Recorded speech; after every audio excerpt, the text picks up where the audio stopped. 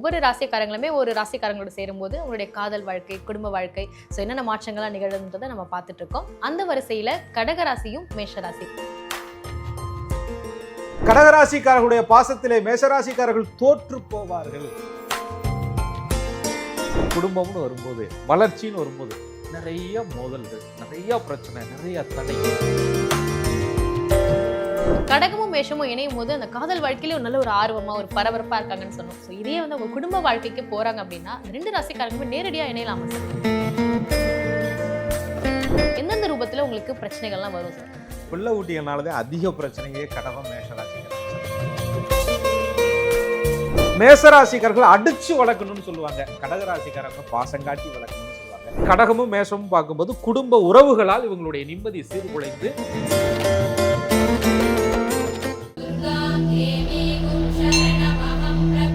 வணக்கம் சார். வணக்கம். குரு வாழ்க, குருவே துணை.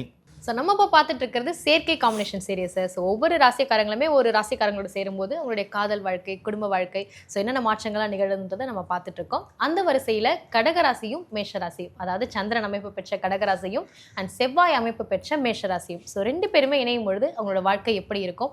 காதல் வாழ்க்கை இருக்கட்டும், நட்பா இருக்கட்டும், முதல்ல அவங்க இணையும் பொழுது எப்படி இருப்பாங்க சார்? கடகராசி நீங்க சொன்ன மாதிரி சந்திர பகவானுடைய அம்சம். அந்த இடத்துலயே மனம் ஒரு குளுமையான ஒரு மனசுன்னு சொல்லுவாங்க. அமைதி, ஒரு சலனம் இல்லாத நிலையை அவங்க அடையணும்னு சொன்னால் அந்த ராசிநாதன் சந்திர பகவான் நல்ல அம்சங்களில் அவருக்கு இருந்தாங்கன்னா அந்த மன அழுத்தங்கள் இருக்காது, டென்ஷன் இருக்காது, படபடப்பு இருக்காது, அன்புக்காக ஏங்க வைக்காது, பாசத்துக்காக ஏங்க வைக்காது. சந்திர பகவான் நல்ல அம்சங்களில் இருந்தால் கடகராசிக்காரர்கள் நல்ல அமைதியான ஒரு வாழ்க்கை, ஆனந்தமான வாழ்க்கை வாழக்கூடியவங்களாக தான் இருப்பாங்க. அந்த அமைதியாக நிதானமாக குளிர்ச்சியாக போய்கிட்டு இருக்கக்கூடிய அந்த வாழ்க்கைக்குள்ளே திடீர்னு ஒரு வேகம் எடுக்குது, ஒரு வேகம் உள்ள வருது, ஒரு உத்வேகம் வருது. உன்ட்ட எல்லா விஷயமும் இருக்குது, திறமை இருக்குது, இப்படி பண்ணு அப்படி பண்ணுன்னு ஒருத்தர் மோட்டிவேட் பண்ணிக்கிட்டே இருக்கிறாங்கன்னா சில நேரங்களில் அது தடுமாற்றமாக இருந்தாலும் கூட அந்த வேகத்திற்கு ஈடு கொடுத்து அந்த கடகராசிக்காரர்கள் தன் வாழ்க்கையில் அடுத்த படிக்கு போகிறதற்கு மேஷராசிக்காரர்கள் துணை இருப்பாங்க. ஏன்னா கடகத்திற்கு 10வது ராசி மேஷமாக வரும், மேஷத்திற்கு 4வது ராசி கடகமாக வரும். மேஷத்திற்கு 4ஆம் இடம் வீடு, வண்டி, வாகனம், சொத்து, சுகம் வாங்கி ஒரு நல்ல அமைப்புக்கு வர்றதுக்கு ஒரு உத்வேகத்தை கொடுக்கக்கூடிய ஒரு ராசியாக மேஷம் அமையும்.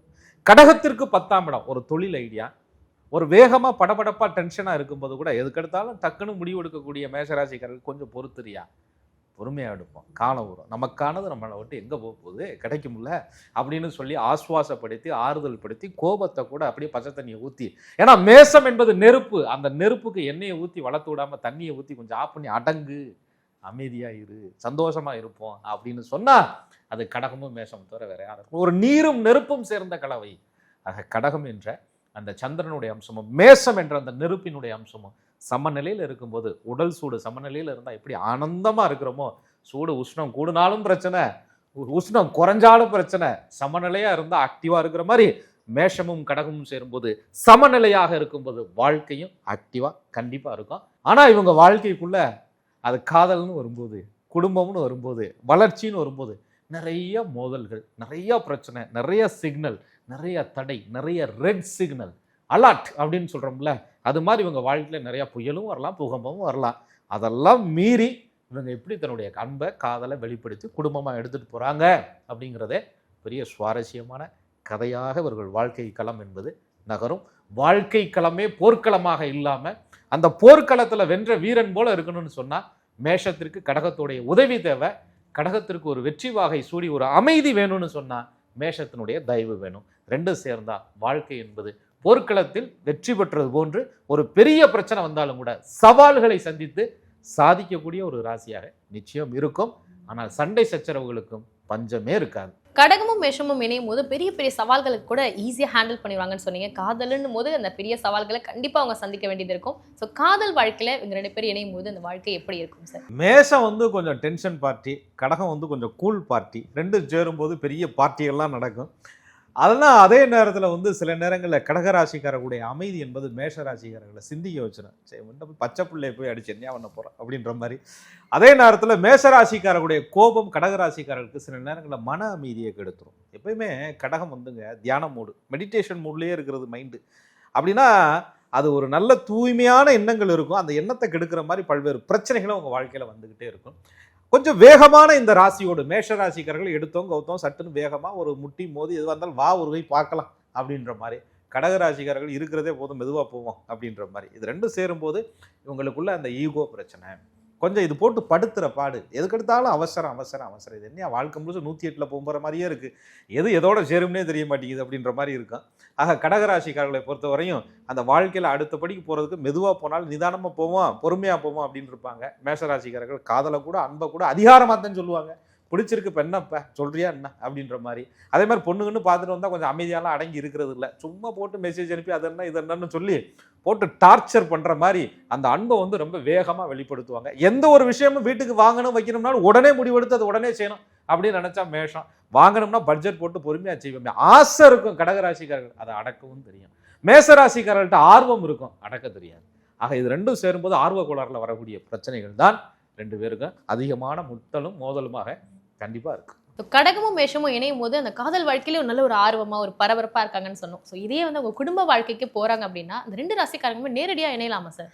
நேரடியா அப்படின்னு சொல்றதை தான் மேஷம் எப்பயுமே விரும்பும். அந்த சைடில் போய் பார்க்கறது, மறைமுகமாக துணியை புத்திட்டு போய் பார்க்கறது, முக்காடு போட்டு போகிறதெல்லாம் மேஷத்துக்கு பிடிக்காது. இதுவாக தான் நேராக போவேன், என்ன அப்போ மறைஞ்சு போய் ஒளிஞ்சு போய் அந்த பதவி என்னத்துக்கியா அப்படின்னா அது மேஷம். கடகராசிக்காரர்களும் மறைந்து ஒளிந்து வாழ்வதை விரும்ப மாட்டாங்க.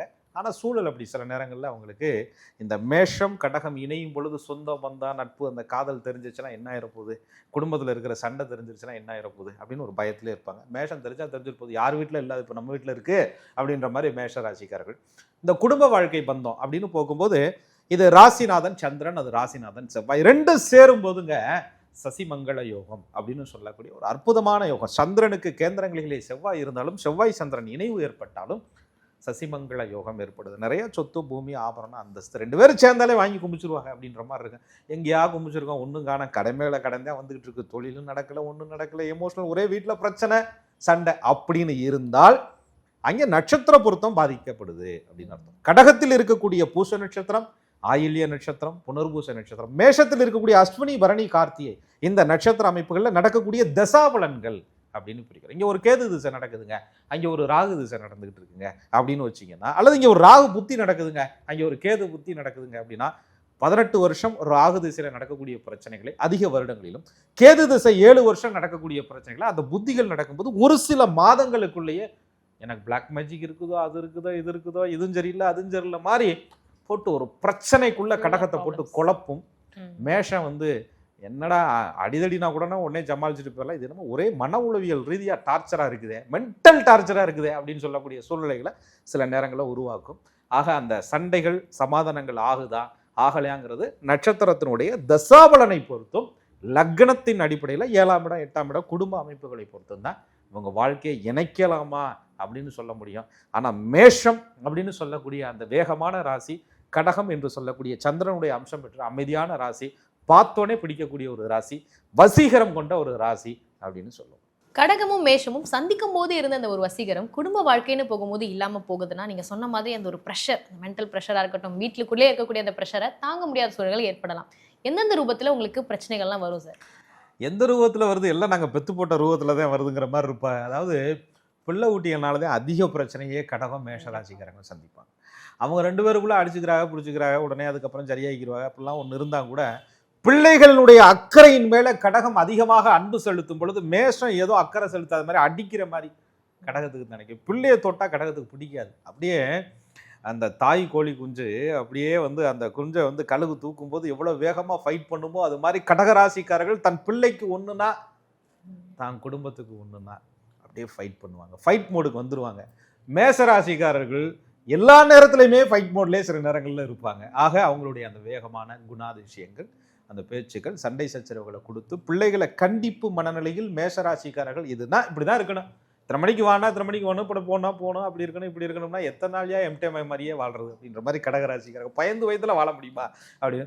மேஷராசிகள் நீ ஒன்றும் எனக்கு பயப்பட வேண்டாம், ஆனால் குடும்பம்ல ஒரு கட்டுக்கோப்பு இருக்குல்ல, ஒரு கொள்கை இருக்குல்ல, ஒரு கோட்பாடு இருக்குல்ல அப்படின்ற மாதிரி அப்படியே சித்தாந்த வேதாந்தவாதிகளாக மேஷராசிக்காரர் பிடிச்ச முடியல அப்படியே நிற்கிறது. கடகராசிக்காரர்களுக்கு அது இரிட்டேட் ஆகிடும். அப்போ என்னடா அது அப்படின்ட்டு அந்த பிள்ளைங்களுக்கு கொடுக்கக்கூடிய செல்ல மேசராசிக்காரர்களுக்கு பிடிக்காம போயிடும். மேசராசிக்காரர்கள் அடிச்சு வளர்க்கணும்னு சொல்லுவாங்க, கடகராசிக்காரங்க பாசங்காட்டி வளர்க்கணும்னு சொல்லுவாங்க. மேசராசிக்காரங்க கனிவு பாசம் இதெல்லாம் ஒரு பக்கம் தள்ளி வை, ஆனால் பிரச்சனைன்னு வந்தா சண்டைன்னு வந்தா அது வந்தா இது வந்தா எப்படி நடவடிக்கை எடுக்கணுமோ அப்படி எடுக்கணும்யா அப்படின்னு சொல்லுவாங்க. கடகராசிக்காரங்க மன்னிச்சு விடுவோம்யா, பாவம்யா, நம்ம உள்ளதாயா அப்படிம்பாங்க. அல்லது இந்த பிள்ளைகளை திருமணம் முடித்து கொடுத்த பின்பு கூட இவர்களுடைய வாழ்க்கையில மன அமைதி இல்லாமல் குழந்தை செல்வங்களால இவர்களுக்கு நிறைய பிரச்சனைகள் மேஷமும் கடகமும் அதிகம் வரும். அதே மாதிரி திருமண வாழ்க்கையிலையும் மூணாவது நபர்கள், அதுல மூன்றாவது நபர் அப்படின்னு சொல்ல முடியாது, ஒரு குடும்பம் தானே அதே மாதிரி அண்ணன் தம்பி பங்காளி இப்படின்னு ஒரு சென்டிமெண்ட்ல மேஷராசிக்காரவங்க இருப்பாங்க. கடகராசிக்காரங்க அதெல்லாம் அப்புறம் பார்க்கலாம், நம்ம வீட்டுல உலகி கஞ்சி இல்லை அப்புறம் என்ன அப்படின்ற மாதிரி இருப்பாங்க. சொத்து பிரச்சனைகள்ல சில பிரச்சனை. அப்படி கடகமும் மேஷமும் பார்க்கும்போது குடும்ப உறவுகளால் இவங்களுடைய நிம்மதி சீர்குலைந்து குடும்பத்தில் இருக்கக்கூடிய பிள்ளைகளாலேயும் இவர்களுக்குள்ள சண்டை சச்சரவுகள் அதிகம் வருவதற்கான வாய்ப்புகள் அதிகம் இருக்கு.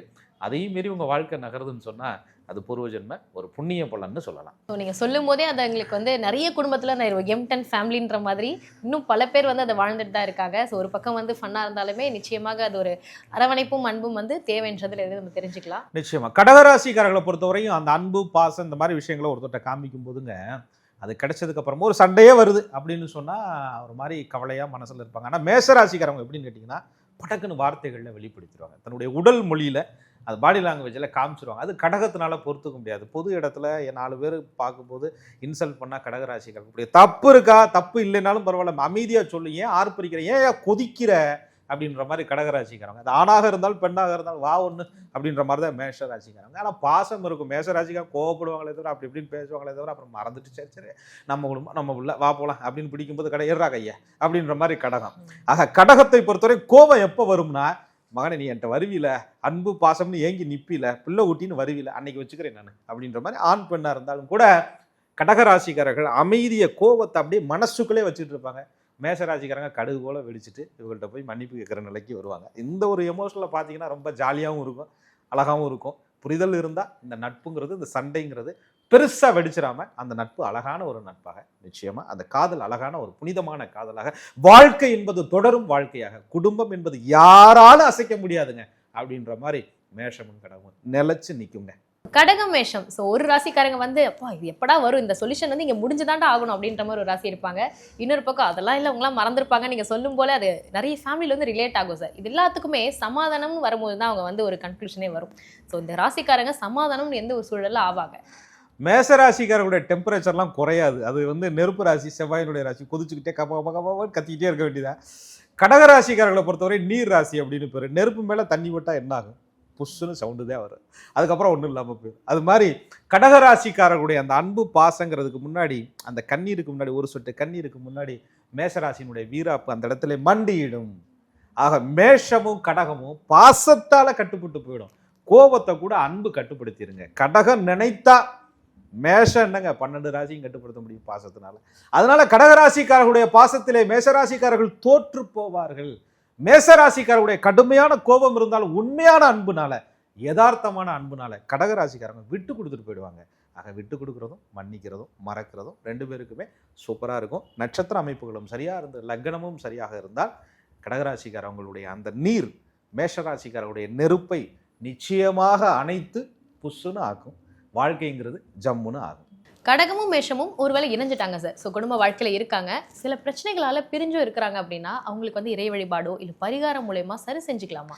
நிச்சயமா எல்லா கோயிலுக்கும் போனோம், கோயிலுக்கு போய் எல்லாத்தையும் செஞ்சு பார்த்தேன், எல்லாத்தையும் பண்ணோம், கோயிலில் தான் கல்யாணமே பண்ணோம், எங்கேயா வாழ்க்கை நல்லா இருக்கு அப்படின்னு புலம்புறதை நம்ம பார்த்துருக்கோம். அந்த தசாபுத்தி முடியும் வரை இப்படி தான் போட்டு உழட்டிக்கிட்டே கிடக்கும்.